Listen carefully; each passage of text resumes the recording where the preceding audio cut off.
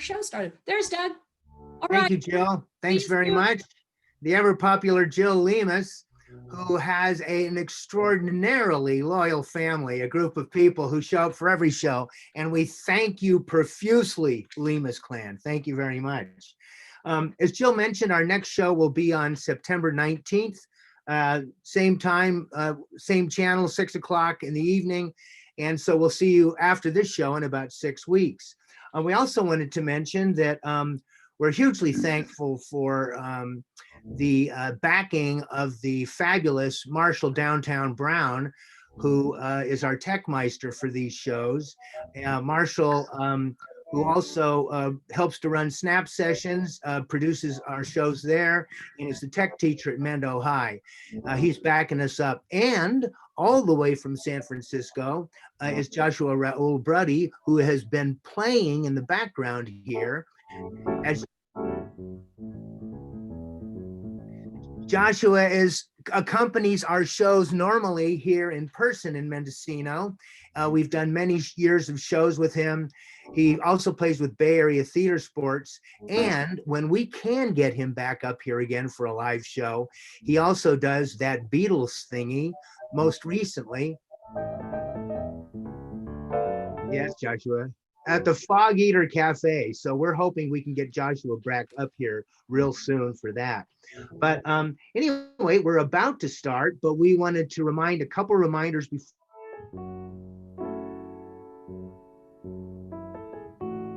Suggestions. The fast typing Lemus clan usually gets in there, but we were happy to have you in any way, so please give suggestions. I see that Katie Palacci is here. We're excited to have you here too.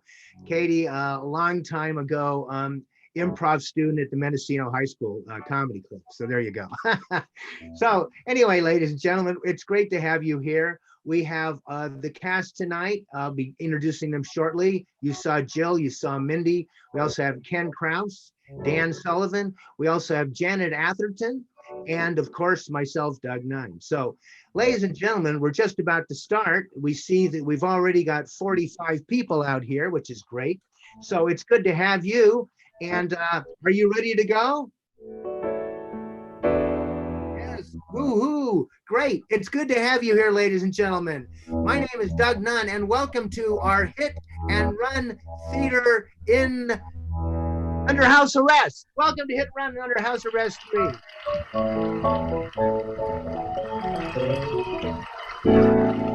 Thank you very much. And thank you very much for the canned applause supplied by Mr. Ken Krause. It's good to have you here. As you know, we'll be coming to you over the course of the next 75 minutes or so to do a series of improvised skits based on your suggestions, which you do by clicking on the chat function down here. If we asked for example, what might be a great place to visit if you could, what might you say? Let's do a quick practice round. A great place to visit: Amsterdam, Venice, Hawaii, Mendocino, Zagreb, the moon. Great, good. Well, I can see you got the Georgia delegation there. Thank you very much. Well, Magic Forest, thank you. We'll cut it off for now. Good, good. I can see you're going to be an active bunch, and that's wonderful. So, ladies and gentlemen, we'll be doing a series of skits, and I want to introduce the cast right now. Ladies and gentlemen, he has a wonderful little place in Mendocino. His first initial is the last, is the same as his second initial. Let's hear it for Mr. Ken Krause. Hey, Ken!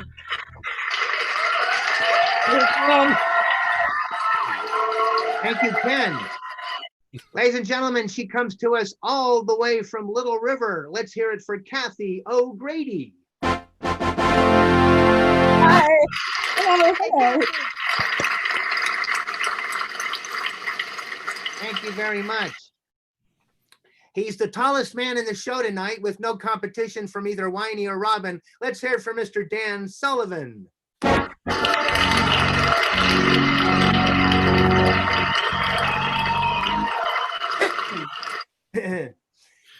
She used to be the postmistress of both Mendocino and Fort Bragg. Let's hear it for Jill Lemos. Boy,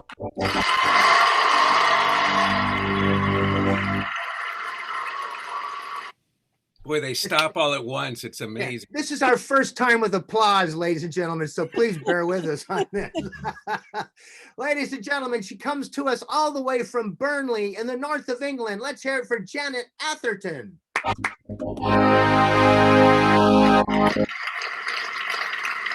you, Janet. And she's got her brother here tonight, not to mention various ne'er-do-wells. Let's hear it for Mindy Ballantyne.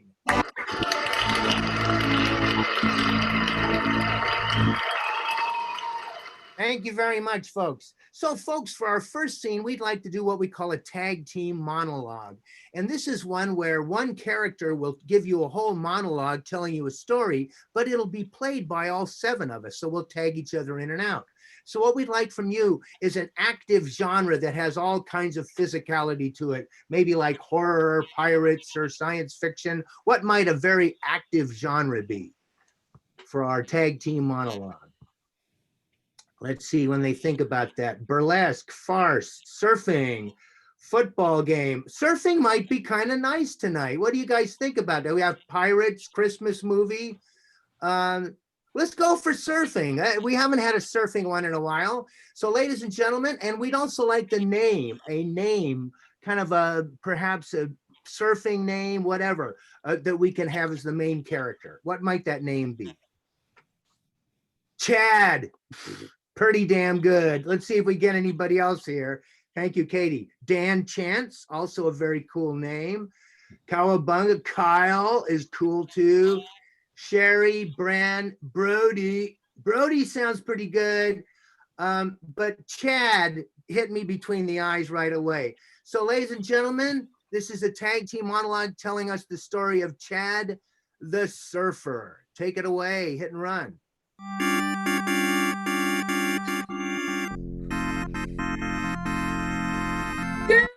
Dudes, Chickens is going off. We gotta get up there. Load it up, load it up. Man, I heard Brody's gonna be up there. Loser's gonna be up there. Ted Shred, they're all going. Come on, guys. Let's get up to Chickens. I know it's going off. We're gonna have to really do it, man. Like, you know what's gonna happen. Ted Shred, he's like challenged me. He wants me to go all the way. I'm like, okay, this event is big. Ted Shred, my hand is disappearing, dude. And when I told him about my hand disappearing, he told me, he was like, one time in your whole life, you got to put down the bong. Your hand is not transcendentally moving through walls and everything. And I told him, I was like, dude, you're as phony as the remake of Point Break. And at that point, he got mean. He said that, and I said, whoa. And he said, no. And I said, no, whoa. And he said, no, whoa. I said, whoa, whoa. And then he said, cowabunga. Can't hear you, man. And then I was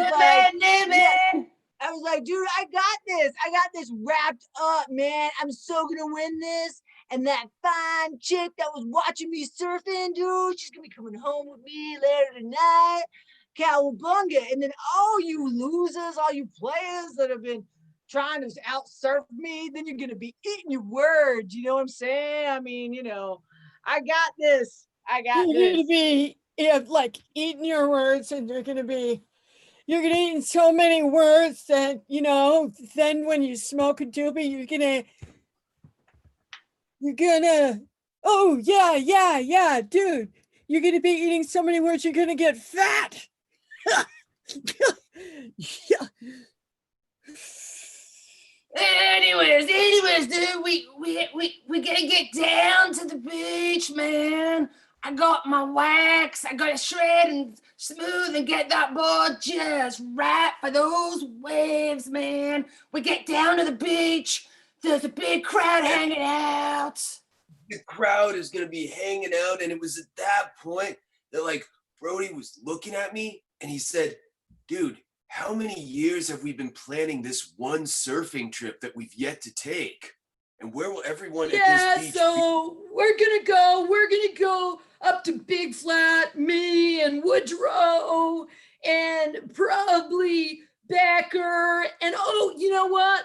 Al Frog's gonna be there. Al Frog is gonna kill it. He's gonna walk it and kill it. Dude, dude. So Ted comes and we're like there in the dark on the beach. And I said, Ted, let's forget the contest, man. Let's just smoke a doob and hang out and go to Big Flat tomorrow. And curtain.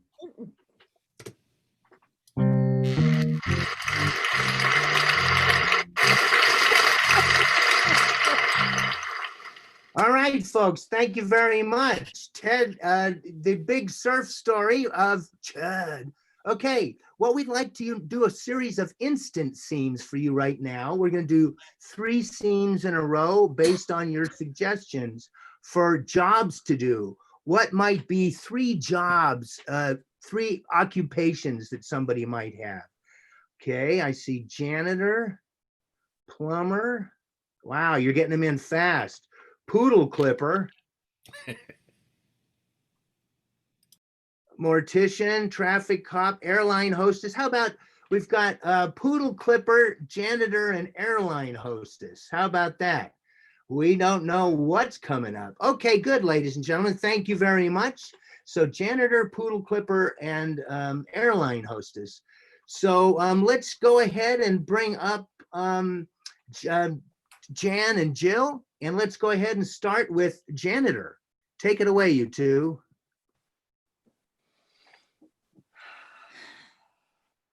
This is a terrible time to be in our occupation. I just don't know how we're going to get through the day, the week. How is this year going to end? I bought 2 cases of nitrile gloves. I've gone through them already. I'm starting to reuse my gloves. That can't be good. Stace, that's no good at all, Stace. No. That's not going to get us anywhere. We have got our profession to uphold. You know, every time we go into that hospital down the backside there, I see all those masks and gloves just lying around. Are you taking those, Eddie? Are you taking those? Those are infected. That's why they're lying around. Never pick up those. Well, we got to do what we got to do, Stace. Ed, I don't know. I'm just thinking that there's got to be an answer for this. I mean, we've tried putting on the full screen and white puffy suits, but I still feel like I'm getting something. I start to scratch and my hands sweat and my skin's coming off. And we I'm don't get any coughing. hazard pay. I'm coughing. They won't give me a test. They said my job's essential. They won't give me a test. I can't have clean gloves. I mean, remember back in the day when being a janitor was an honorable profession? I like back in the day. I We like were being respected. honorable. We Yeah. are still honorable. I mean, why do we have to go through this, Stace?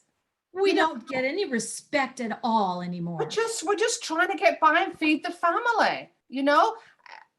And we're doing something for the community. Yeah, we're doing something for the community. We're getting sick. And curtain. All right, thank you very much. Good. And let's go ahead with our second one. This will be Ken and Mindy, and let's have it about a poodle clipper. Ken and Mindy. So, can you do my dog's nails? Absolutely. Yes, I can. But does your dog have COVID? And I'll need to take a rectal temperature of you and your dog. My dog won't let you do that, I know for sure. He bites, but I don't mind. Sure, rectal temperature sounds great. Okay. Well, the test results have come back and it seems like neither one of you have COVID. So I'd be happy to take care of your poodle. Oh, I'm so glad. I'm sorry. Fifi has just been beside herself. Her nails just ticky, ticky, ticky all over the floor. It's awful. It's awful. And then I have to scrub them down with alcohol or something to kill the germs. So if you can do it, I'm sure Fifi will be so much happier. Oh, I'd be happy to. Now, does she need flea and tick flick medication as well? Tea and flicks? She has teas and flicks? I can't believe it. I thought it was just COVID. COVID's bad enough, but teas and flicks is awful. Teas and flicks. It's afflicting all of the poodles and labradoodles. They're afflicted with flicks? This is, oh my God, oh no. This is the worst thing I've ever heard. Can you help her? Please, can you help her? I can. I need you to go home, take care of yourself.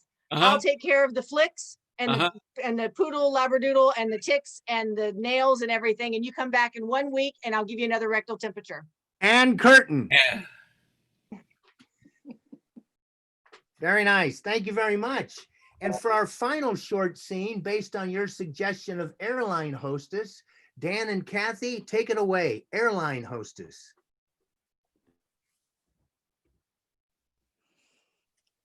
I'm sorry, sir. You have to wear a mask before you get on the plane. You're gonna tell me, you're gonna look me in the eye, you're gonna use your logic and your science and your common fucking sense to tell me that I have to wear a mask? Excuse me, please don't use that language on this airplane. Okay, I'm sorry. You're gonna tell me that I have to wear a fucking face guard? Listen, this is just getting out of hand, and I'm sorry. I thought this was America. Is this not America? Thought it was America. I've got a good mind to not wear pants. It's America, because there's about 4.5 million people who are sick. And it's right, our numbers are strong. Excuse me, do you want to get on an airplane today? Or do you want to argue? Well, I thought maybe we could do both, but I mean, honestly, I think we're just looking at this all wrong. These case numbers are rising. Have you seen? We're not flattening the curve. We are building it up like Mount Everest. I mean, we are killing it. And I realized that was an inappropriate rhyme pun. You're absolutely right. I'm going to say this again, sir, unless you speak some kind of foreign language that you need to hear it in. English is okay. What I'm trying to convey to you here, if you want to fly on any airplane, anywhere, at any time in the next, foreseeable 8, 10, 12 months, you, sir, are going to have to wear a mask. Okay. You have made your point. Good. And I concede. But where are we at on the pants thing? I'm still kind of hung up on that one. Oh, no, pants are not required. And curtain. Thank you very much. All right, good. Well, we'll move on to our next bit then. What we'll need from you now, folks, sorry, I'll put my little visage back on there. What we need from you now is some things you might ask an agony aunt, also known as an advice columnist. So for if you were writing to an advice columnist, what are the kind of things you might ask for? Are you all naked from the waist down? Okay, there you go. Good. What are some things you might want to know how to plan a party or something like that? What if there are no hypothetical questions? Did I go to college with you or something? My goodness. All right, good. The Shadow Man, let's see. Where can I get a bit? Okay, that sounds like a good one. Where can I get a bit? So where can I get a bit? What do you want to ask for a potential roommate? Oh, good. That's a great one. Oh, bidet. That was it. Okay. Okay. How do I use a bidet? We'll use that one. Okay, great. Okay, good. And then we have A bidet was one of the questions. Is there, let's see here. Okay, potential roommate questions. Let's see. Okay, and also I got a very practical one from where do you put the fork? So that's a good question. Which side does the fork go on? And I appreciate that. Okay, thank you very much. All of your questions, we'll take those ones. So let's see. What do I say to a potential roommate? Which side does the fork go on? And gosh darn, I can't read my own writing on the first one. Say, let's see. Okay, I got here. How do I talk to my Republican family on Zoom? Okay, good. These are all good questions. Okay, Repub family. Okay, good. So now I got how to talk to a Republican family, a good question for a potential roommate, and which side does the fork go on? Thank you. Thank you very much. So, ladies and gentlemen, we just happen to have 3 wonderful advice givers. Let's hear a big round of applause here for Ken, Dan, and Jill. Thank you very much, Ken, Dan, and Jill. Good. And I have 3 questions for you. I know you've probably been studying up on this stuff. First of all, the first question, which side do you put a fork on? We're going to get good advice, bad advice, and ugly advice. So let's start with Dan giving good advice. Which side should a fork go on? Well, it depends on exactly what hand that you use, because honestly, there is an etiquette to it. But if you're left-handed and it's on the right-hand side, you're going to wind up with soup in your face. But it's always important to remember that the order of the forks go inward from salad to entree. Thank you very much. And let's hear some bad advice about fork placement. Jill? Jill, bad advice on fork placement. Yes. Where to place the fork. Always place the fork in your fist before you stab the person you're arguing with at the table. Very decisive. And now some ugly advice on where to place the fork from Ken. In the institutions I'm in, we don't use forks. They just give us spoons. Thank you very much. They're good. And now we'll move on to question number 2.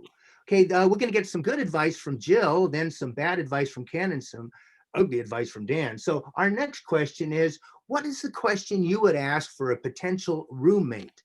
We'll start with, go ahead, Jill. Good advice. The important question that you can ask a new potential roommate is not if the toilet paper goes over or under. You just get one of those stands so they just stack up. That's not important. It's not important to ask them if they put the cap back on the toothpaste tube. That isn't important at all. The most important thing to ask a potential new roommate is, are you nice? Very nice. Very good. Good. And then some bad advice on what to ask a roommate. Ken. I suppose the advice or the thing I would ask my roommate would be, if I can't make the rent, can you pay for both of us for about 6 months? I'm not saying that's going to happen, just in case. Thank you very much. And some very ugly advice on a roommate question. Dan. Well, I would definitely start with, listen, read your resume, love it through and through. Here's a few things you need to know about me. I am a classically trained lint belly button artist, and I keep most of my work in the room you'll be staying in. I'm also a power spooner. I know we have 6 rooms in the house, but you just seem kind of cuddly. Also, how do you feel about just alt-right propaganda being tattooed across your forehead when you're not awake? Thank you very much. Some very ugly advice. So we have a final question. I know you guys are all in the advice business. So how do you talk to your Republican family nowadays? And we're going to start with some good advice from Ken. Well, I find the best way to talk to my Republican family members nowadays is to just gently turn the subject to say, oh, what's going on with mom and dad, how their health is, the weather perhaps. And when we start to get into anything too political, just say, oh, wait, I'm going to have to go. I have another call. Thank you. All right. And some bad advice from Dan. You find the nearest Louisville slugger you can and start swinging around. Don't assault them. That is a crime. But start swinging it around. Make sure that they know that they're not in a safe space. And then right when the mood is about to turn, give them a back massage and explain where their ideology is wrong. They will never come back. Thank you. And some ugly advice from Jill. Yes, I have some experience with this. And what you do is you get into the most violent discussion you could possibly have about everything and get them all fired up so their face is red and so they're spitting and spewing. And then you remind them that soon, because of COVID, they're going to die. Well, there's been some good and some bad and some ugly advice for you, ladies and gentlemen, on 3 topics dear to your heart. Thank you and good night.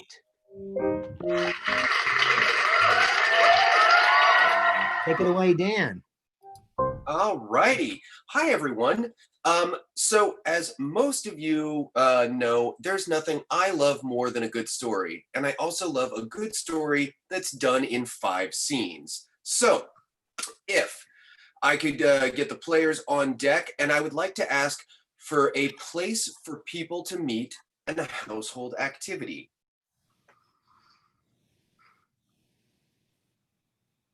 You know, guys, whenever you're ready. Oh, thank you. Okay. Okay. Meeting at the Y. I like that. Yeah, let's do meeting at the Y. And then let's see, a household and a household activity, cleaning the closet. So also kind of just something that would be on also in a bedroom, essentially. Okay. So Dan, we'll start the first scene with the Y. Is that correct? And then we'll go to the next. Yes. Okay. Meeting. So we're doing meeting at the Y, and then the household activity is cleaning the closet. Take it away, players. Okay.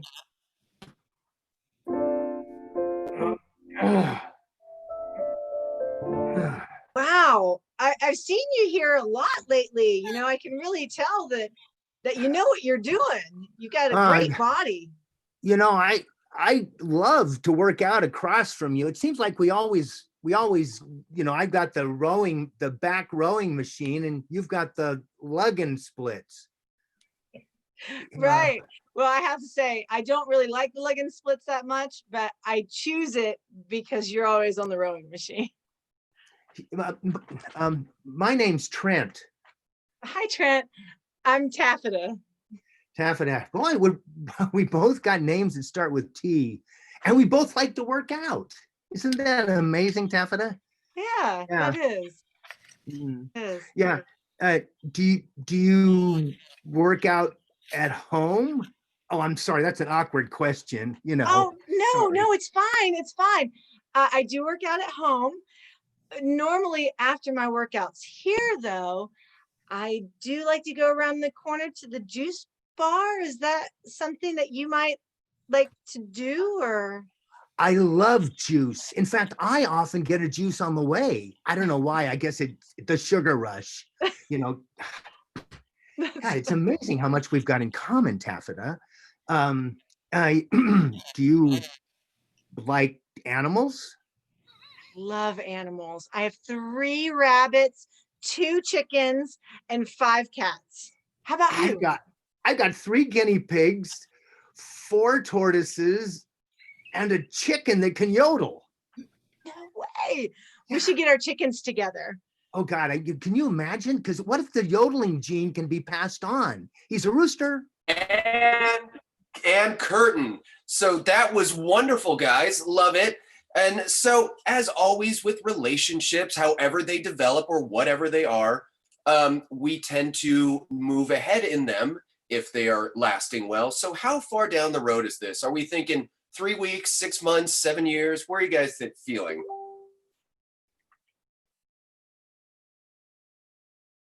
That was to the audience, by the way. 5 months? I'll take 5 months right away. Could you also remind me of the household activity, please? Yes, it was cleaning the closet or generally interacting in some sort of bedroom cleaning activity. 5 months later. Okay. Oh God, this box, you must have not taken this down for months. And here I am moving in, and God, it seems like I'm taking up half your space. It really Yeah, does, Taffeta. I'm sorry. Sorry. yeah, it does. I didn't realize you had so much that you were gonna be moving in.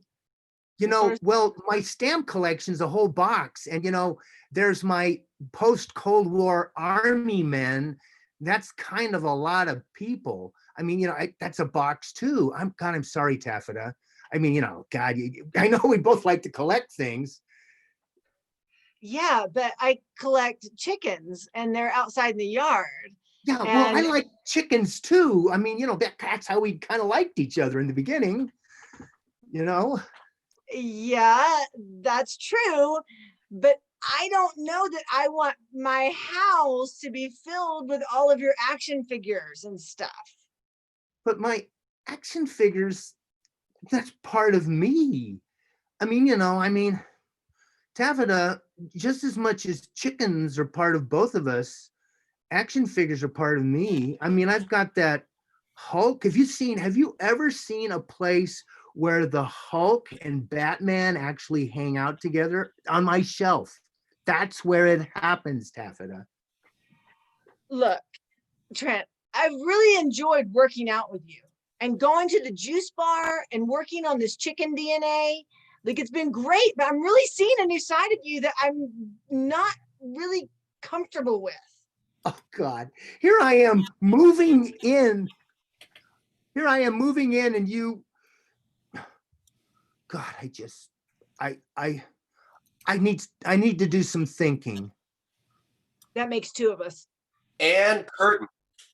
All right. Well done, guys. I like where that's going. And also, I'd like to give props to Doug for pointing out a DC Marvel crossover. Well done.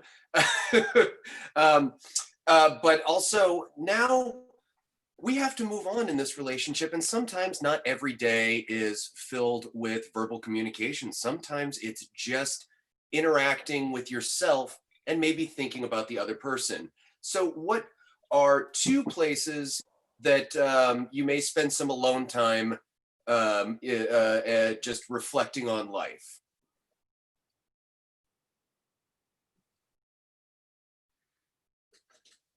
Okay. Okay. So Sandy is just not going to let bidet go. So I will take I will take the bidet and the shower, because this means that these two people are very close yet not communicating. Take it away.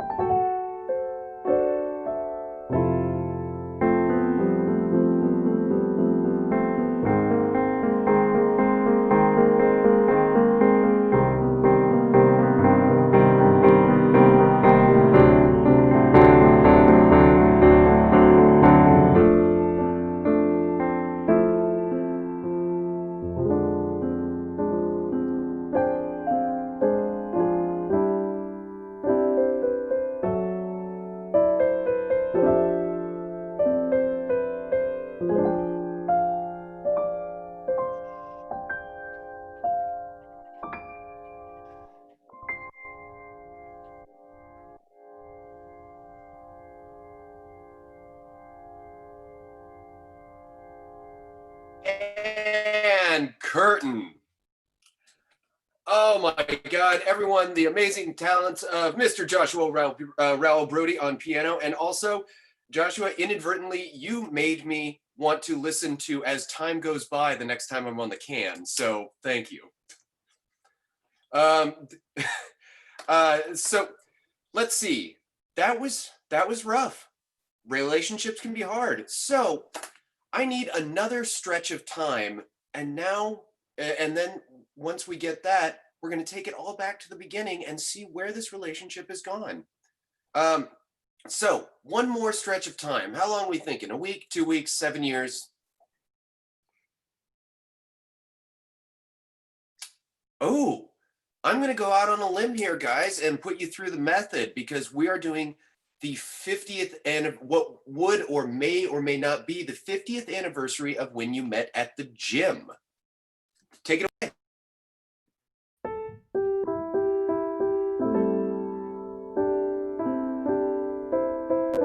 For Christ's sakes, is that taffeta? Oh, I can't. Hold on. Let me hold on to my walker. Is that you, taffeta? Is that you, Trent? After all these years, my goodness, don't you look great? You don't look a day past 27 plus 50. No, you're a good liar, you. Yeah. How did those little action figures work out for you? Were you able to sell them and make some money? Well, I still got them.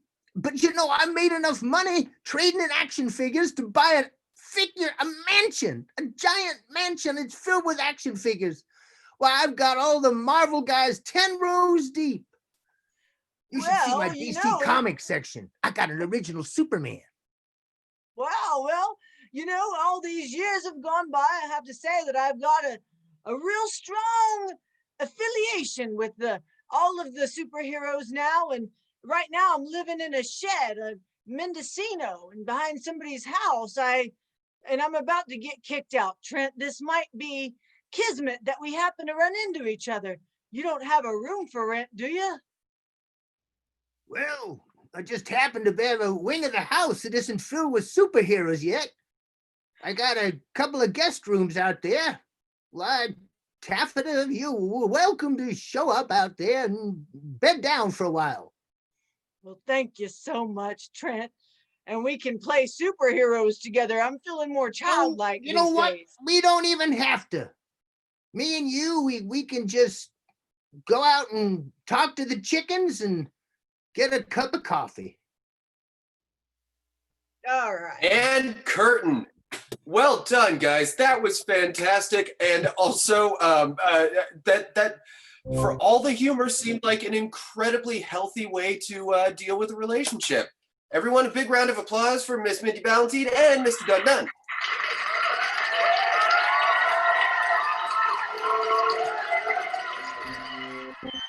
All right. Take it away, Joshua. Hi, everybody. There I am. It's the mid-show break. This is your golden opportunity to sneak away from the screen for a second, get some refreshment, some intake or some outgo, whatever serves you best. But if you are still lingering by the screen and want to see what happens during this interregnum, I'm going to be playing a dance song, and I don't know what it is yet. So what I need is a suggestion from you in the chat column of the name of a dance that has never been danced. Dancing is a good song, Mendo Chat, but everybody dance. Let it go. The name of a dance. Chromium Blue, the Zoomster, the Raga Muffin. The Covoid Boogie, the Pandemic. I think we've got a winner. Laurie LaPaul says the Pandemic, and that is where I'm going to start. Keep the suggestions coming in. If I can stop looking at my fingers and look at the chat, I'll see if I can incorporate any more of your suggestions. Here we go with the Pandemic. Show them how it's done.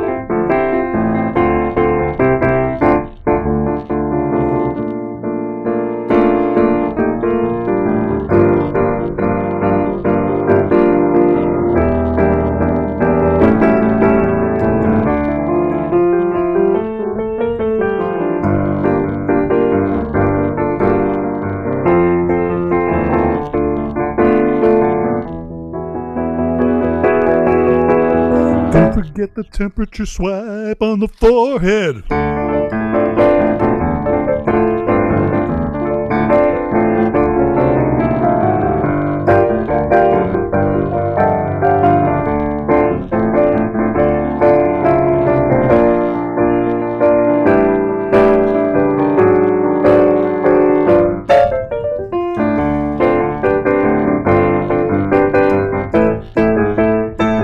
To the pandemic.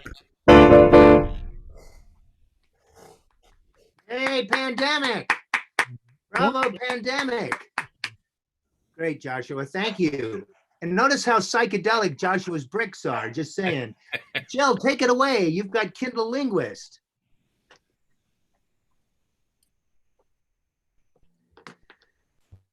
Hi, everybody. So tonight we're going to have a selection from Charles Dickens. It's going to be something from David Copperfield.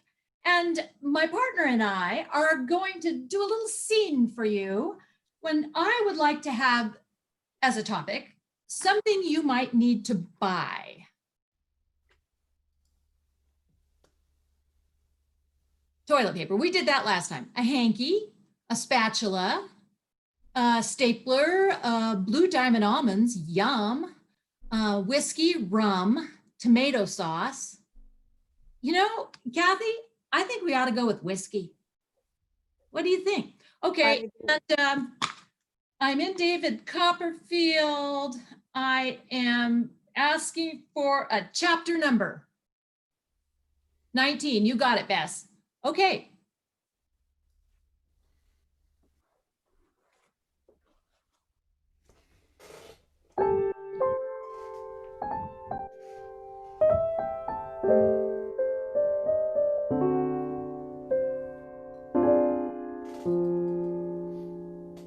You cannot learn frankness, Rosa. I can learn frankness. Yes, I can. I can learn anything. Anything at all. If I'm sure of anything, of course you know that I'm sure of that. I'm sure you're sure of that. I'm sure I am. It's as good a phrase as another. Oh, I don't think it's as good a phrase as let's have some whiskey. Thank you. Whether people who are like each other in their moral constitution are in greater danger than people not so circumstanced. I think they're all in danger if they haven't got enough whiskey. Supposing any serious cause of variance arose between them. Well, you know, people disagree. They can still, you know, get along. Dear me, supposing then, for instance, unlikely thing will do for a supposition that you and your mother were about to have a serious quarrel. Me and me mum have a quarrel? Well, that'll never happen. She's dead these many years. Dear Mrs. Steerforth, I pray to heaven. Well, she's been gone. How can I have an argument with her? She's not around. To be sure, what would prevent it? Well, the fact that she's dead and the fact that she's very hard of hearing. She is playing her harp. Playing her harp, and she's drinking whiskey. And nobody but my mother has heard her do that, I believe, these 3 years. Your mother's heard my mother singing and playing the harp and drinking whiskey and having. Don't get up.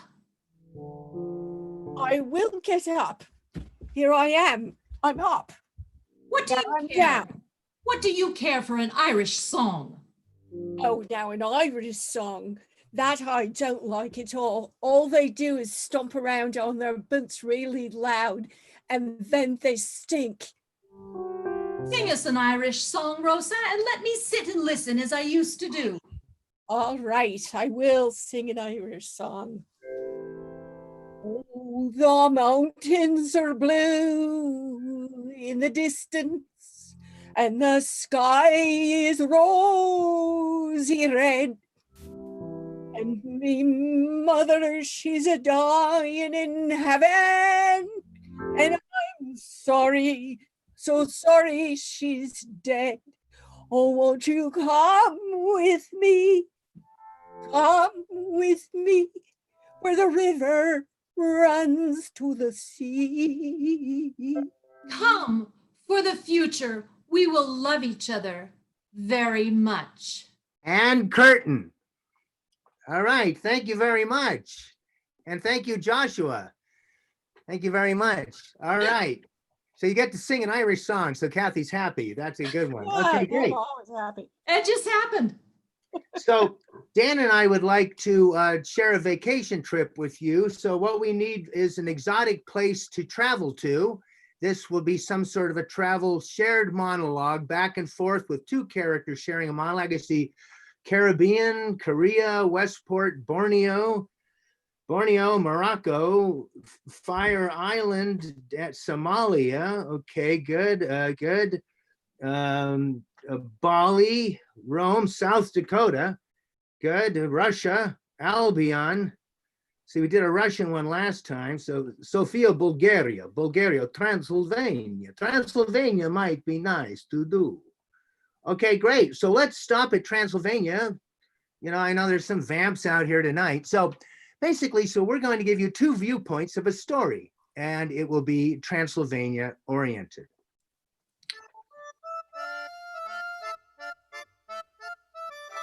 I've been working this castle for years. I'm a nice guy. All vampires say, what a nice man he is. You'd never know he was a vampire. Yes, Dronya is a wonderful man, and I know that I am. That's why it bothered me so much to meet Stepanik. I have been known throughout all of Transylvania as one of Transylvania's greatest hard-ass vampires. I demand work out of my people. It doesn't matter if you're nice or you're kind or you just give a little bit of nibble on the neck. Do not take all blood. If you've earned the blood, you get the blood. And as Stepanek, I feel that I am being threatened by this castle worker who is always trying to talk to me and be nice to me.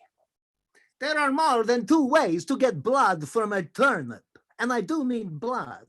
One is to be mean, to be cruel, to bite people. Others to be nice, get to know them. Maybe when they fall asleep, take a little nip then and bite and maybe get some blood, but not overdo it. But Stepanek, he was cruel. I've never considered myself a cruel vampire. I am just a student of one of the greatest vampires of all time, Ayn Rand. She has been my mentor on how to be a bloodsucker. And all of a sudden I'm being challenged with all this hippy-dippy vampire shit. All of a sudden I guess we're bleeding turnips, like a vampire vegan. I cannot believe him sometime. What happened to honest hard work and aggressive blood sucking? So we were both up for Vampire of the Year in Transylvania, a very coveted prize.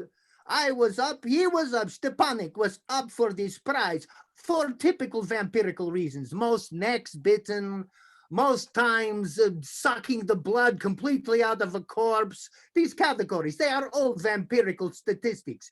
Stepanek was very good.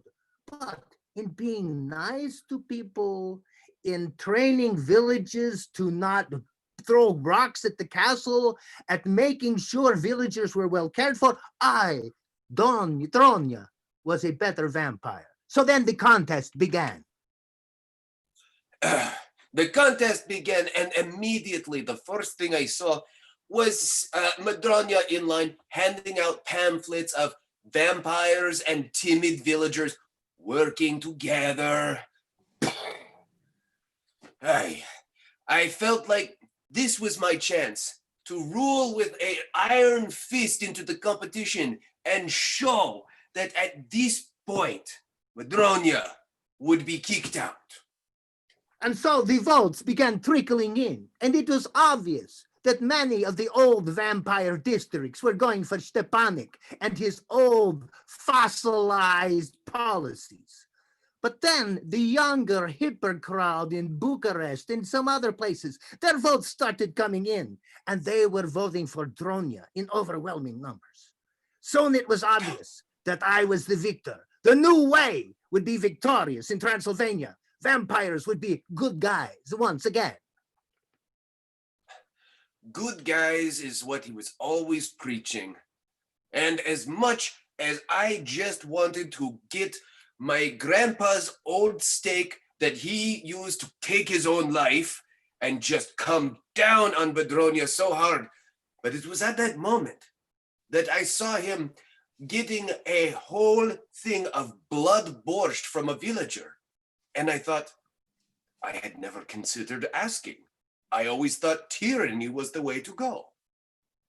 So, being a bloodsucker and being nice to people are not necessarily mutually exclusive.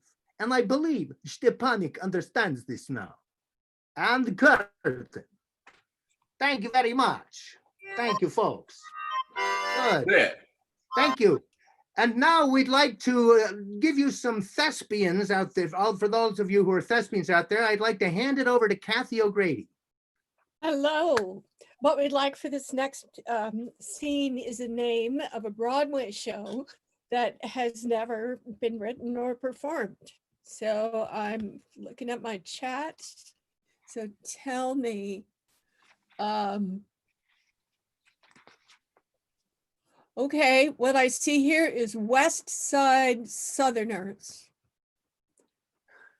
So that is the name of the show that you will be seeing next as we take you backstage to the Avenue Theater.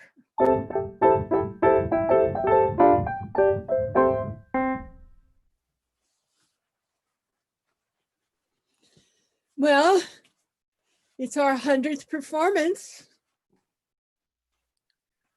I'm excited. How about you? With you. You know, gals, Yeah. some of the gals I think are just being quiet on purpose, but you know, I think Greta and Judy should turn on their microphones. Oh, yes. Yes, that does help. I am thrilled. I'm tired. I can't even find my microphone. Oh God, oh Billy kept me up half the night. It was all. You know, I have news. What? Since this is our 100th show, the orchestra has a pool bet going. On what? Well, about us at the after party. Oh no, are they going to do it again? Do you remember? Okay. So I'm trying to remember the name of the show where they did an after party and they pulled a bunch of tricks. Oh, I remember what it was. They laced the punch. They did, and they're betting on which one of us is going to take our top off first. They have odds. That's Maxine. You don't even have to ask her, right? Well, do you really want to hear some of the details?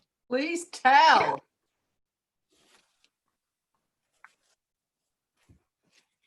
See this? Yes. It's not real. Well, they filled the whole room with these fake roses. No. And what they did was they put some tickling powder into the rose, and the people passed the roses around and they went,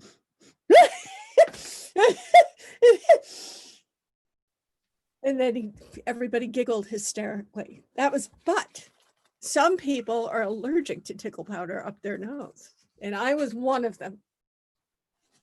Oh. So I think that this time we should plan a revenge for them. What do you think? I think it's a good idea. What we could do, you know how the orchestra director is always nipping out of that little flask? Yes. Anybody like replace his whiskey with like something disgusting. Ooh, orange juice and like Pepto-Bismol. Pickle, No, a little laxative in there. pickle juice laxative. Yeah. Grand idea. Well, Grand 'cause you idea, know, Kate. Love He's it. betting against us. He thinks he thinks we're just gonna go crazy again. Well, we did that once. Wasn't that bad, was it? But to have a bet on it makes it different. That was free will. These We've got guys to are let betting loose on us. sometime, haven't we? That's true. The thing about the bet, you're right. Yeah. Yeah. That does make a difference. I think it's like a pool. They've all picked numbers and I don't know. What they're talking about are boobs. I mean, I hate that. Should Yeah. Thanks. what should we talk? Let's talk about their butts. Yeah. Yes, well, we'll make them all drink the laxatives, and then we will laugh tomorrow about them sitting on the toilets all night long on their butts. And then that'll be West Side Southerners, because they'll be Southern sat on that toilet, putting it all out. I don't think that's enough. I mean, they do that all the time anyway. I mean, they have such 5 minutes, ladies. 5 minutes. 5 minutes. God, already. We got to do something even worse to him. Oh, God. Okay, well, we've got the play time to think about it when you're off stage, ladies. We've got the laxatives, we've got the orange juice laxative, something like that, but we need something else. But the show must go on. Let's get it together, girls. Let's get it together. And curtain.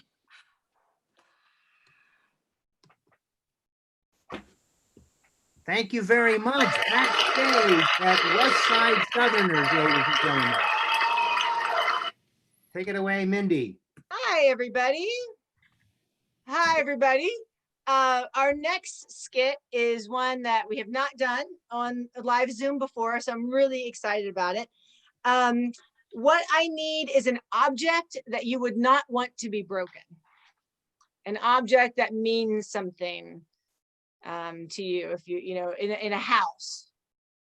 A jade statue, very nice, very nice. A toilet, a vase, a car, an urn. An urn. I like an urn. Let's do an urn. So I need Kathy and Doug. And what I want the audience to do is let these two players take you to a castle on top of a hill overlooking a beautiful lake. All right, guys, take it away. Oh, your ladyship, is that your car? Your ladyship, is that you? Oh, I didn't realize you'd be home today, your ladyship. I welcome you. I welcome you. Yes, I'm Wonderful home. to see you. How was the trip to Paris, the weekend junket, your ladyship? Were you happy? I was mostly happy. I was very, very disappointed in the Benleux-sur-le-Dour, however. Not my favorite kind of wine. Not Bien-sur-le-Dour. I've read lovely things about it in that travel magazine you leave on the coffee table for me to look at. It's very poor wine.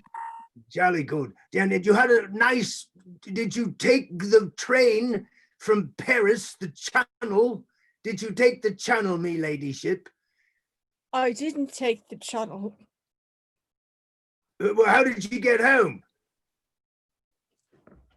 A friend of mine drove me, an old friend from a long time ago, and it was very delightful to see him again. Well, your ladyship, I'm so glad you had a lovely ride. You surprised me completely by coming home early. You know that, don't you?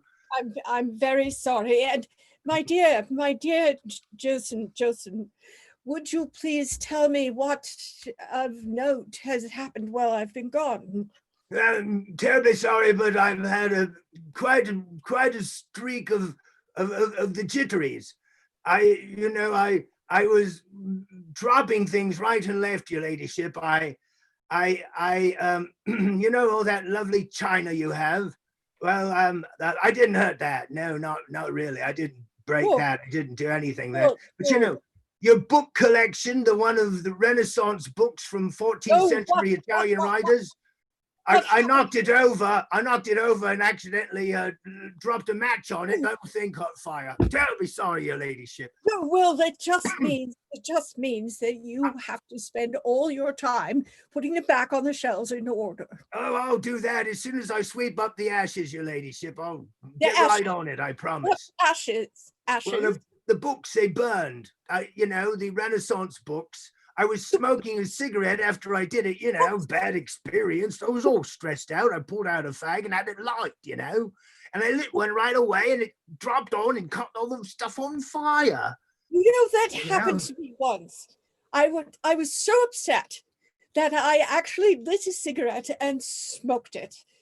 And I've never done that again since. It was so awful. How could you smoke?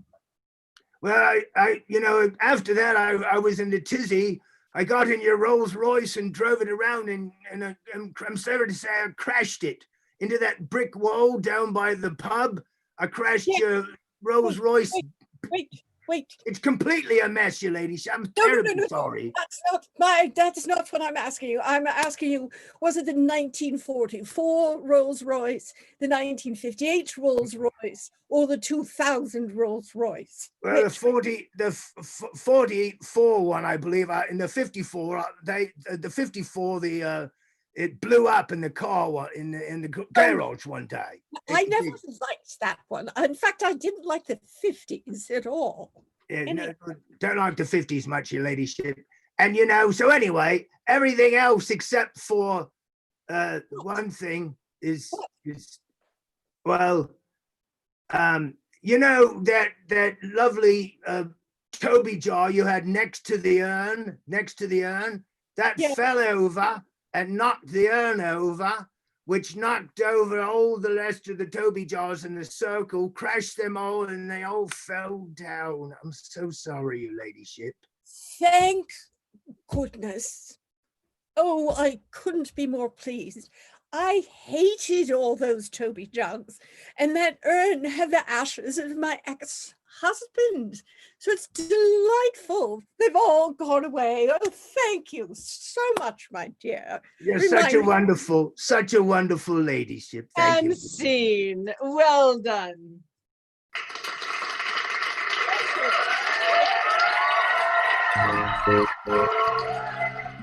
All right, Joshua, take it away.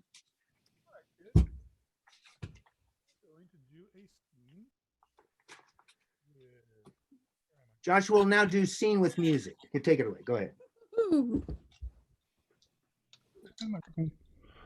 Hi, it's me.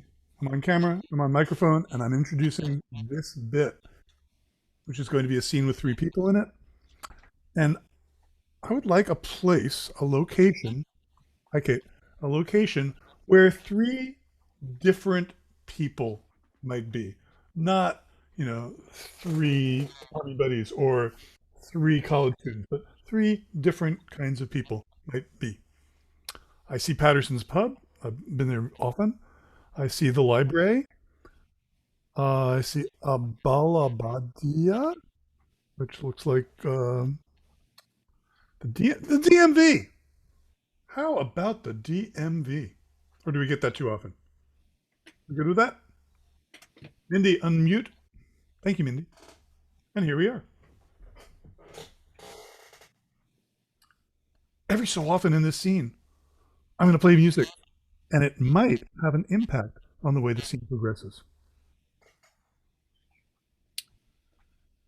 How long have you been sitting here? I was just going to ask the same thing. I feel like I've been here for hours. What about you? I've been here 2 hours. 2 hours. How about you, sir? Oh, I work here. I've just been waiting to go to lunch. Why? Oh, not lunch. We've been waiting for hours. You're gonna go to lunch? Here, have an energy bar. Did you take a number? I've done 20 Sudokus already. Did you take a number? I mean, either of you, did you take a number? Yes, that's the first thing I did when I got in the door. Everybody knows what number do you have? Number.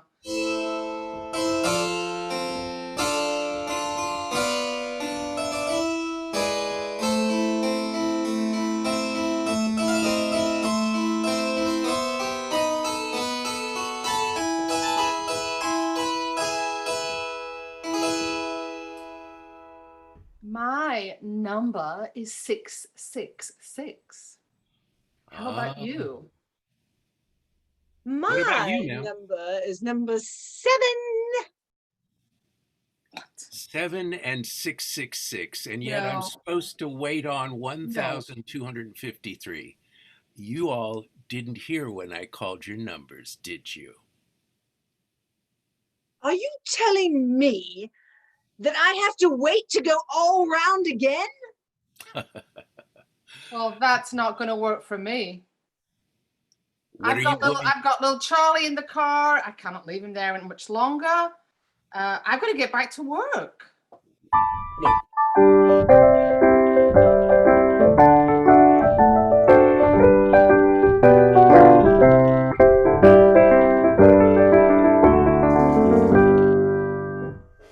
all right, I think we can work this out. Now, just because I passed by you doesn't mean you're going to not get in today. But what I want to know is which one of you has an expired license and which one is getting the new sticker for their plates. I've got the expired license, honey.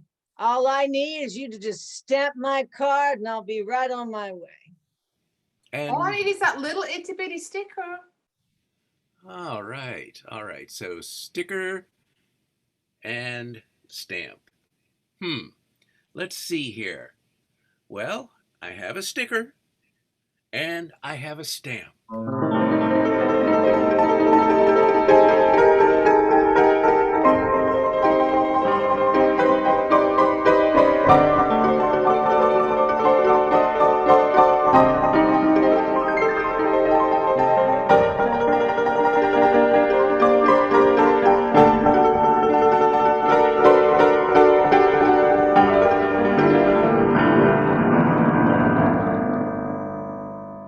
Please, Oh, please.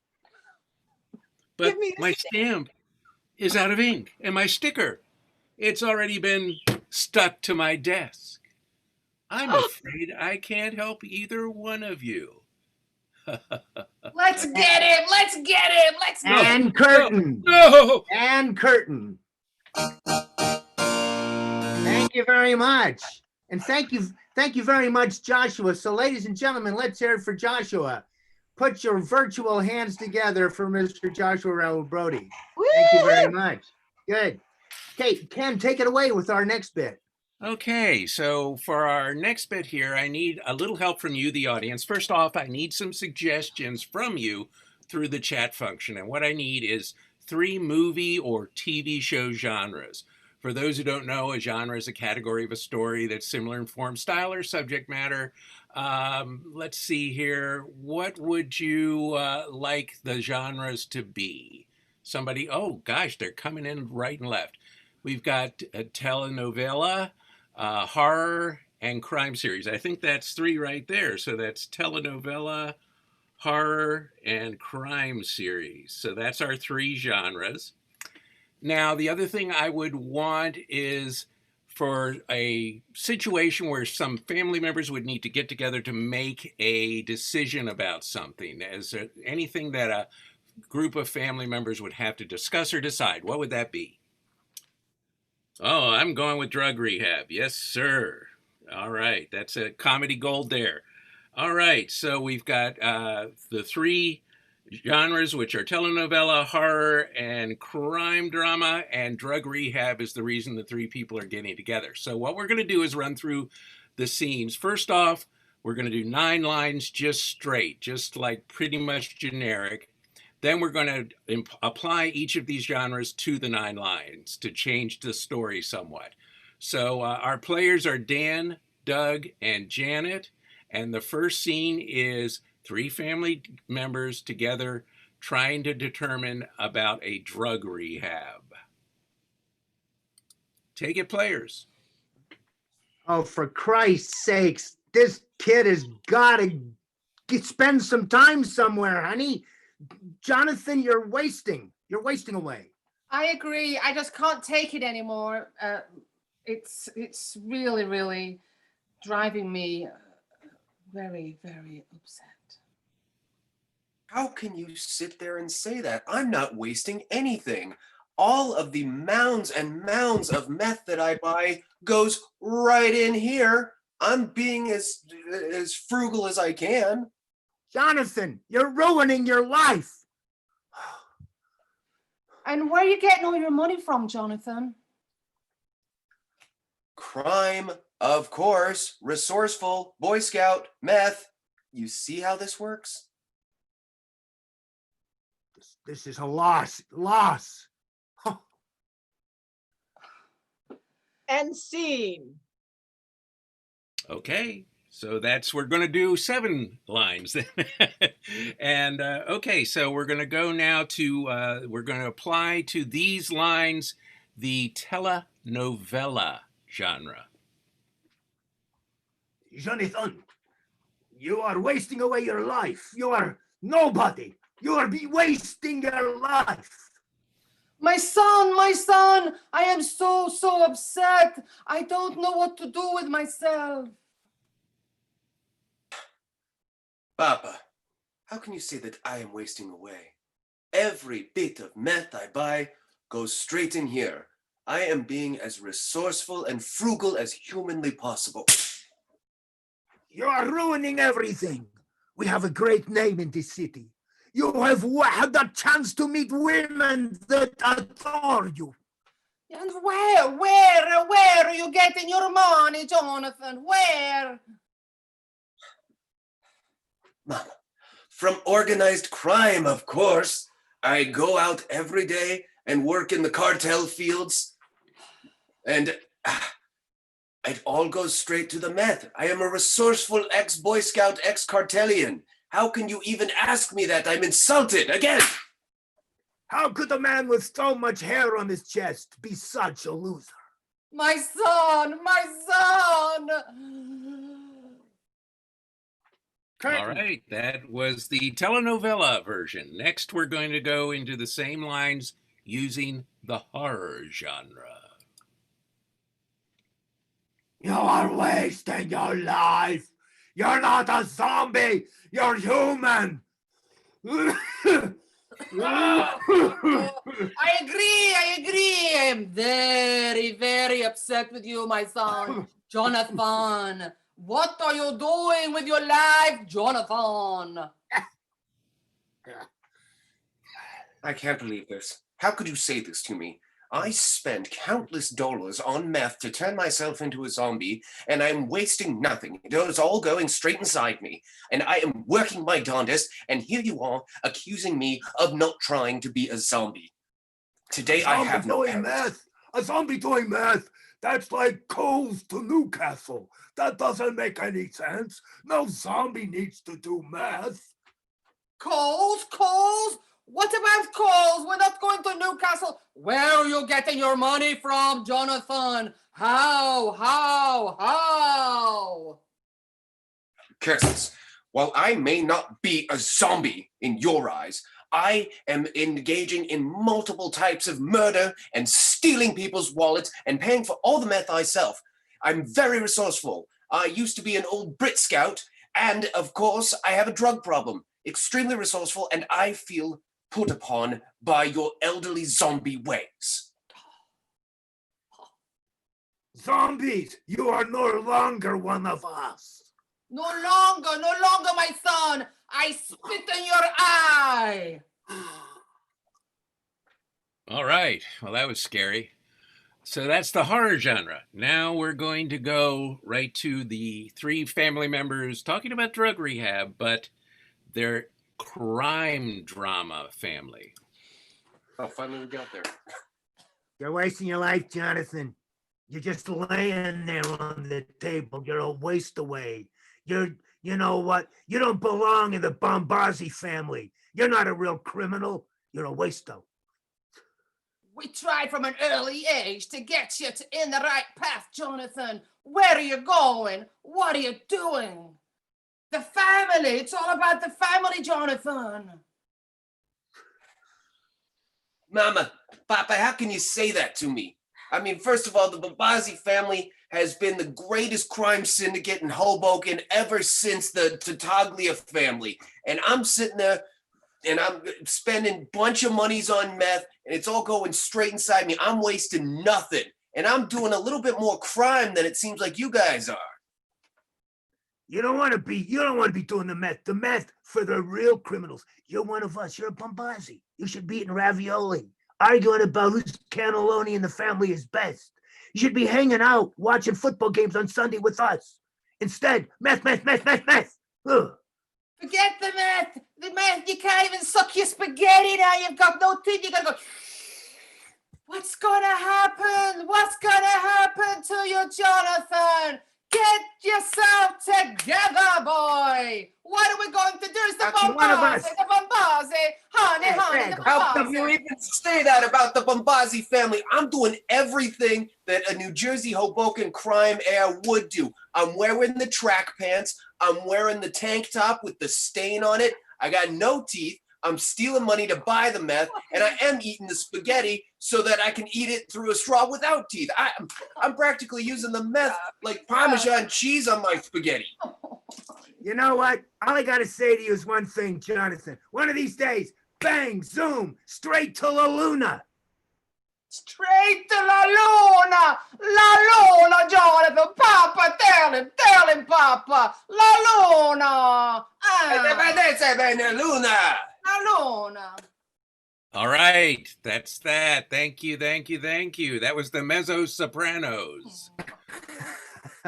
Thank you very much, Ken, and thanks. And ladies and gentlemen, we're coming to our last bit of the evening, so this is our headaway. What we'd like from you for our last bit of the evening is a big event in our present day situation. What might a big event be? This will be our last one. This is called a monologue rant. We're going to hear a variety of stories about this big event. I hear my birthday, election day, BLM march, Tulsa rally, looking good there. Thank you. Murder bees. Oh, that would be a good one.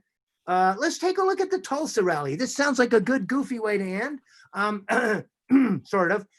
Ladies and gentlemen, what we'd like to see, we'll see a variety of viewpoints of the Tulsa rally, and we'll have a good time with it and see what happens.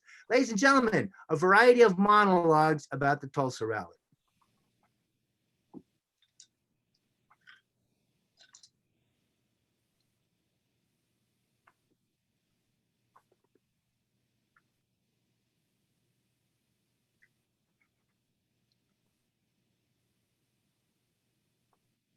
Kathy, unmute. Yep. Tulsa. Take me back to Tulsa.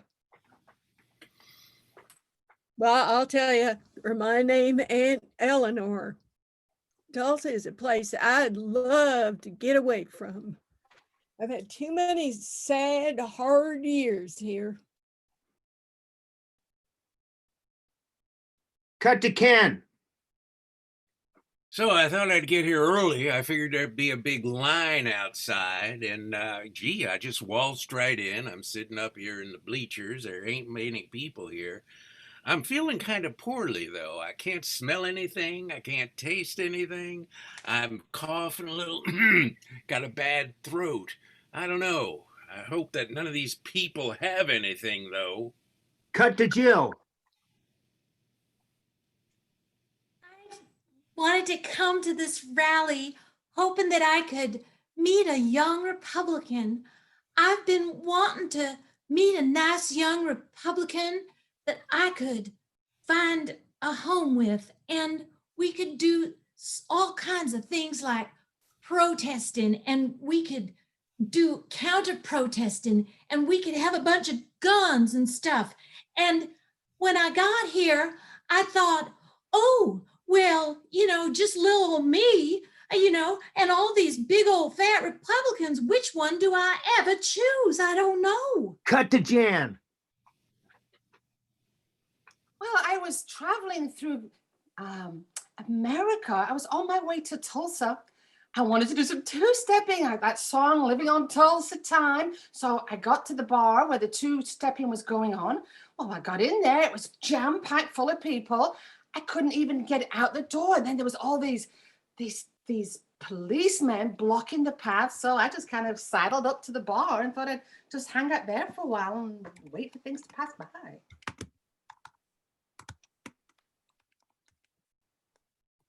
Cut to Dan.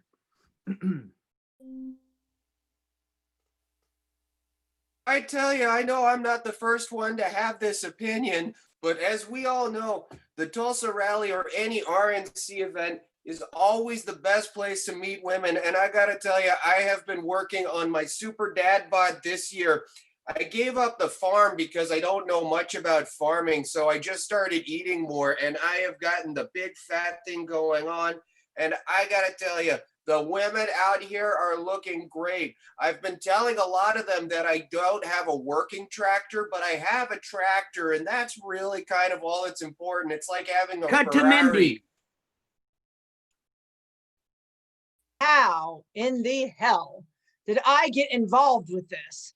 Now here I am, and I'm supposed to be taking everybody's temperature before they go inside.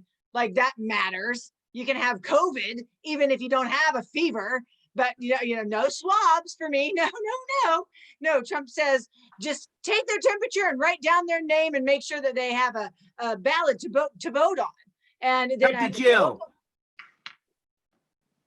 I met this really cute dad bod guy. I love me a good dad bod. I just think they're so cute. They're so snuggly. And I think when you get close enough to them, sometimes you just kind of squish right in, and he wants to do everything I want to do. He gave me this really cool mask, and I've been wearing it ever since. It says vote, and we're going to vote. We're going to vote for our president to take another term. Cut to Ken.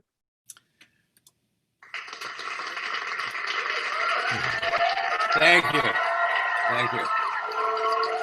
And I just want to say, I'm here because I'm not going to wear a mask. Masks are for pussies. And I'm not going to stay away from people. We want to all scrunch up together here. And we're all going to get together and make America sick again. Cut to Kathy. Well, I can't believe it, but I just saw my own daughter across the hall over there, and she's scrunching around looking like she's looking for some guys. And the last time I saw her, because she don't talk to me anymore, she told me that she was getting divorced, and I guess that's working. But I'll tell you, I'm half tempted to run over there and just hug her one more time and try to set her straight on her ways, because she shouldn't be here. I started looking over this cute girl there hanging out with these dad bod types, and she just pulled me right in. My new best friend. It was fabulous. Who knew going to Tulsa I get to meet all these people? We ended up walking down through the rally. We got right up in front of the stage.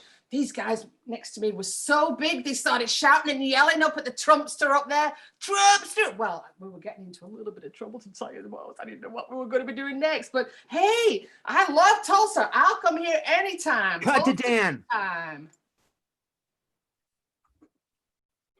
I gotta tell you, it's really kind of worked out in my favor, though it is a little bit confusing with those big city Republican girls, because I met one who was really nice. And what I didn't understand is I had just lost part of my belly holder. It had come off. It was one that I had found. It says Vate on it, V-O-T, Vate. Anyway, she took it right away as if I was giving her a bouquet and put it on her face. And I guess that was kind of a mating dance. And then I told her about the tractor again. And she asked if I liked Trump. And I said, I love Italian food. And cut to Mindy. These numbers just don't lie. Now, here I am. I've got 3,000 people walking in here, and all of them have fine temperatures. But if those 3,000 people go home and infect 3 family members, then we've got 9,000 people that are now infected with COVID. And those 9,000 people can now go out and infect their whole communities, and whole towns are going to just be destroyed. This is and curtain. Thank you very much.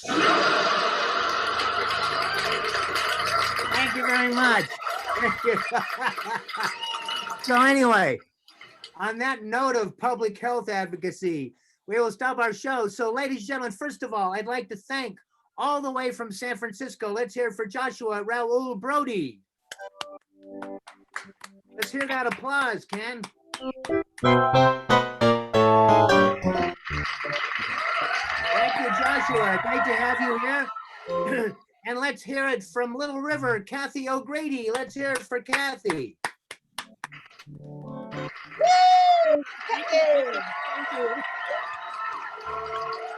And Jill Lemus. Let's hear it for Jill Lemus. Janet Atherton. Mindy Ballantyne. And Dan Sullivan. And finally, Ken Krause. Let's hear it for Ken. And Doug Nunn, everybody. Thank you very much.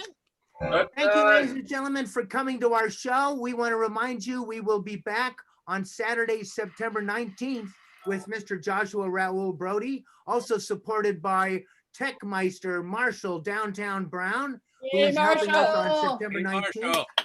So thank you. Thank you also to Marsh. And we thank you hugely for everybody who's come. As you know, these shows are free, but at the same time, we pay a Zoom it. So if you feel like donating any money, we've got our donation lists there. You can donate either to Ken via PayPal, or you can send a check to me, P.O. Box 1353, Mendocino. Anyway, we're very happy you've been able to come. Thank you very much. Let's hear it for the entire Hit and Runners one more time. Okay. Thank you, Ken. Fabulous supply. Thank you, everybody, for coming, and we really appreciate you being here. And we can answer any questions or hear any comments for the next few minutes before we close off. So if there's anybody